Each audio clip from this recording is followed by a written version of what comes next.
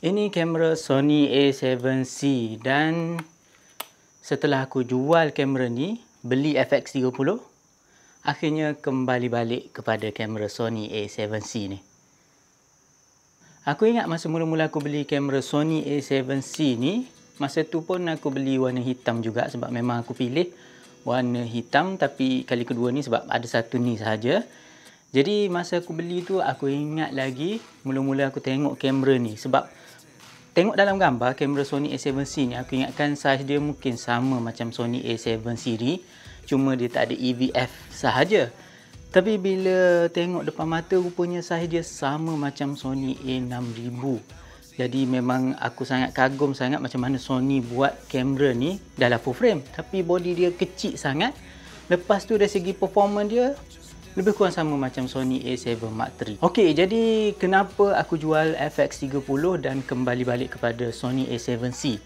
Apa istimewa dengan kamera Sony A7C ni? Okay, sebenarnya kalau ikutkan kesilapan yang aku buat masa aku beli tukar daripada Sony A7C kepada FX30, disebabkan aku beli kamera tu sebabkan design aku suka sangat design body FX3. Jadi bila Sony keluarkan FX30 design body yang sama, jadi aku sangat teruja sangat sebab harga dia tak melambung mahal sangat macam Sony FX3. Jadi aku dalam kewangan tu aku mampu beli kamera tu, so aku pun terus jual Sony A7C beli kamera tu. Tapi bila lepas beli kamera Sony A7C, lepas guna, aku ada nampak beberapa perkara yang sebenarnya aku masih lagi belum sesuai untuk guna Sony FX30. Ada beberapa sebab. Sebab yang pertama adalah dari segi penggunaan, sebab aku adalah hybrid shooter, bukan hanya shoot video saja. Hybrid shooter ni maksud dia aku ambil gambar dan juga aku shoot video. Jadi kalau boleh nak ada satu kamera yang seimbang, ambil gambar dan juga video. Manakala kalau kamera Sony FX30 ni, Sony letakkan dia dalam cinema siri, jadi dia fokus kepada video. Jadi tak berapa sesuai untuk aku, so aku kembali balik kepada Sony A7C.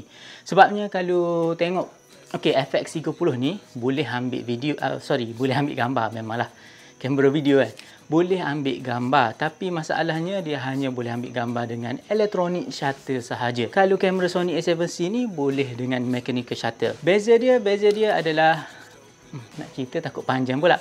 Okey, aku boleh katakan electronic shutter dengan mechanical shutter. Mechanical shutter lagi cantik gambar yang dihasilkan berbanding dengan electronic shutter sebabkan ada beberapa limitation. Antara limitation satu lagi electronic shutter ni, kalau aku nak guna, sebab aku nak gunakan kamera Sony A7C ni sebagai backup kamera untuk main kamera aku Sony A7 Mark IV. Jadi kalaulah tak boleh nak guna mechanical shutter, ada bermasalah sebabnya korang tahu kan aku shoot wedding. Jadi bila shoot wedding ni biasanya kita shoot dekat situasi low light, jadi nak gunakan flash. Jadi kalau tak ada mechanical shutter ni tak boleh guna flash sebab flash tak detect kalau tak ada mechanical shutter. Jadi aku tak boleh guna flash bila shoot dengan FX30.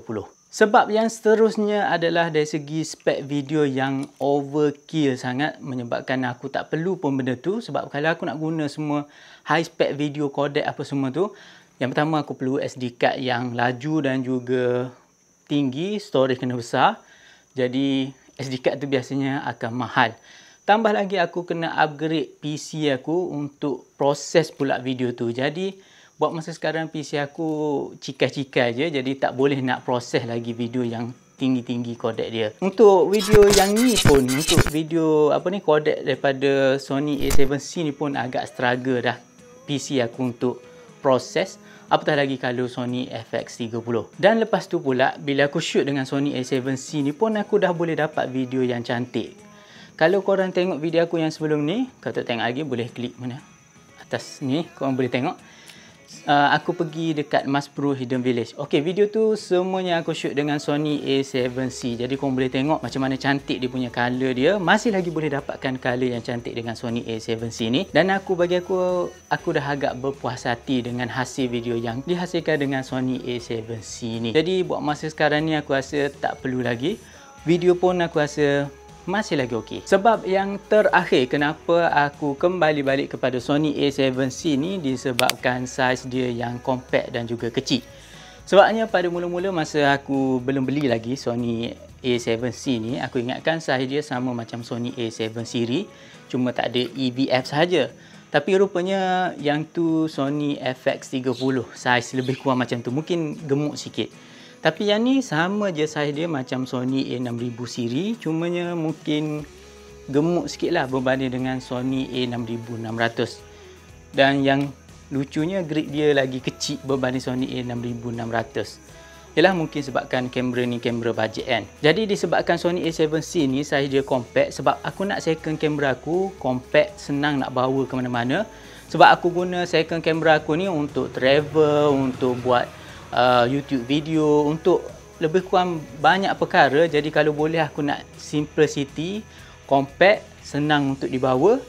Jadi jawapan dia ada pada Sony A7C ni. So sebab tu aku jual FX30, sebab kamera tu agak besar dan nampak profesional. Nampaklah profesional. Dan aku suka tele light bila kita record video, dia nyala warna merah. Cuma masalahnya bila shoot macam aku yang tak berapa selesa shoot depan orang ramai, jadi agak rasa segan bila orang tengok kamera tu bila kita buat YouTube video, kita pergi mana-mana pun orang nampak lah berbanding dengan kamera Sony A7C ni yang lagi compact, lagi low profile, bukan high profile. Jadi itu dia 3 sebab, dan aku tambah satu lagi sebab iaitu harga, sebab Sony A7C ni lagi murah berbanding FX30.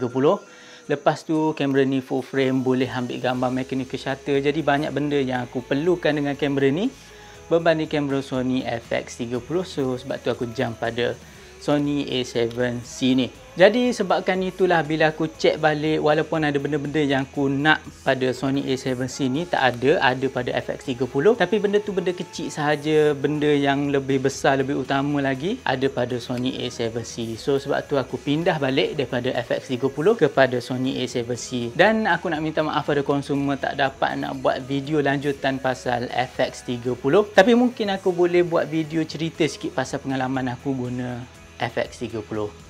Jadi itu saja video kali ini. Kita jumpa lagi di video yang seterusnya. Assalamualaikum.